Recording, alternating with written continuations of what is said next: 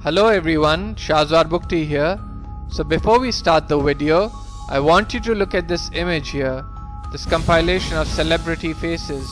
And I want you all just to see how many people you recognize, okay? How many of these celebrity faces do you recognize or that you've seen before? And I'll give you all a couple of seconds. Okay, so how many of you recognize maybe one or two of these faces? How many of you recognize maybe 4 or 5? Well, you shouldn't have recognized any, because every face here does not exist and is a fake, created by an artificial intelligence computer system. And there are thousands more just like it, potentially millions, all coming out of some new research being put forth by NVIDIA, which is the technology company most notable for the graphics cards and processors inside of your computer when you play video games. And it would appear that NVIDIA, who is obviously working with Uncle Sam, and they all do, they are using AI to create people out of thin air. And it's become quite disturbing to some people. Now some of you may remember that this past summer there was, well, what is called an image generator that hit the web, where you could basically draw a crude doodle of a face, and after which this AI or artificial intelligence would turn it into a photorealistic looking human face. And so it was part of something called the Pix2Pix project, and it was powered by a next level machine learning technique called generative adversarial networks. And so now NVIDIA has developed a system that employs GAN to create far more realistic faces. Now before we go further, just to show you a few examples of this Pix2Pix project, where again you can draw anything. It can be a face, it can be a picture of a shoe or an animal or a building, and this system will turn it into something that almost looks like it was snapped by a camera. So here you're seeing where someone crudely drew a shoe, a slip-on woman's shoe, and over here you can see that the AI system not only identified the correct coloring, but also the texture, the lighting, and made a very realistic copy. What was most impressive to me was, well, first there's two. This one here, what appears to be a kitten that someone has crudely drawn, and next to it something that again I would think was real or came from a real photograph had you not told me that it was created off a doodle. And then finally, what's probably the most amazing to me is that we have this drawing here that looks like it was made using nothing more than Microsoft Paint, which is then rendered into a realistic image of a building that looks like it came right off a New York City corner. And so this is the technology that is being implemented in this new fake face generation research. And so NVIDIA released a video of their GAN in action. Again, GAN stands for Generative Adversarial Network. And in this video that was released a couple of months back, these artificial intelligence created faces are both absolutely remarkable and incredibly eerie. If the average person didn't know that the faces were machine generated, they would easily be fooled into believing they were living people, as I did before I knew what the video was for. And indeed, this sort of blurring of the line between the human and the machine generated has been a big topic of discussion within the realm of AI. And it's got a lot of people disturbed. A lot of people think it's cool, which on one level it is. It's interesting, it's cool. But again, we know that when technology like this comes out, usually either the CIA, the NSA, the government, usually always has their hands in the back pocket of these companies and will take this tech and they will abuse it. They've done it before, they'll do it again. And so there's a question of what are the applications for software like this other than creating fake people for dubious reasons.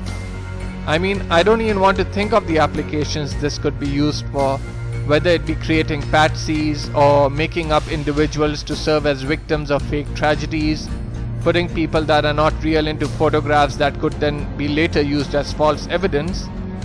I just don't want to think of it.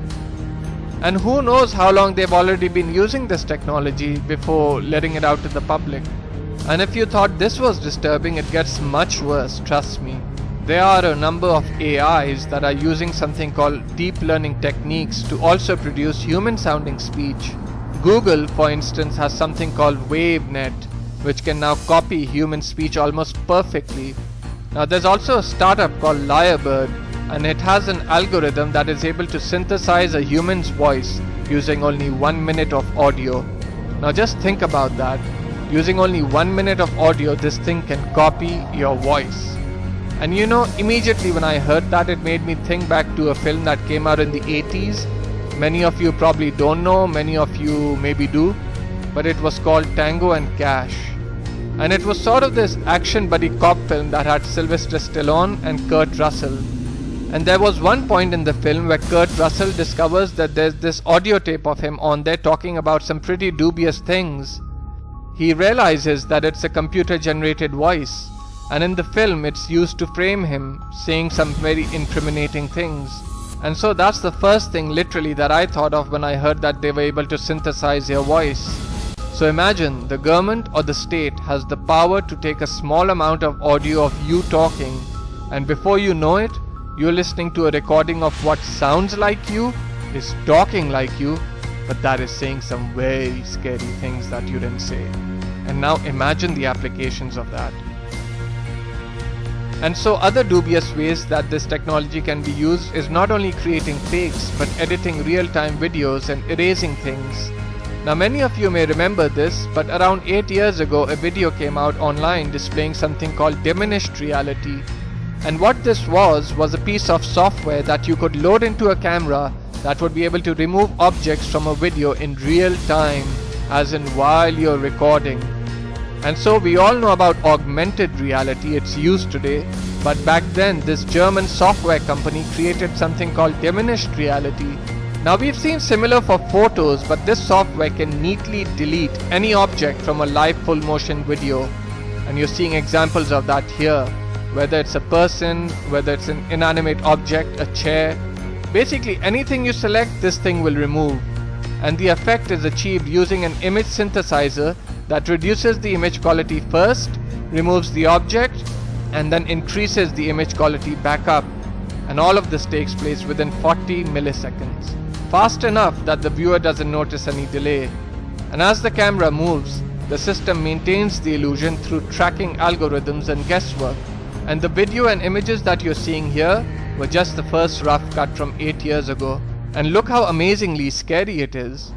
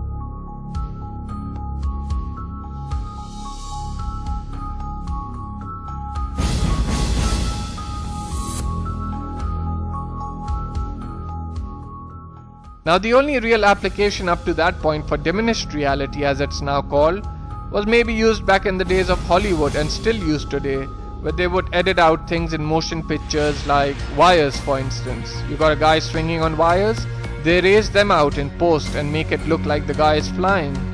Well, this does the same thing, only in real time, and while you could say it may be a helpful tool in movie editing, the hard truth is that it's not really being used in Hollywood. And after this came out 8 years ago, we've heard very little about this software since. And it's thought by many people that it too has been licensed to, or just straight up taken away, and is now being utilized by the government for some really dubious stuff. And again, you could only imagine the applications of something like this in order to completely erase anything that you don't want to show up in a video. So let your clock tick on that. All this technology has not been created for your benefit. Rather, most of it is produced to harm you and only for the benefit of those in power. Always keep that in mind. May God bless you.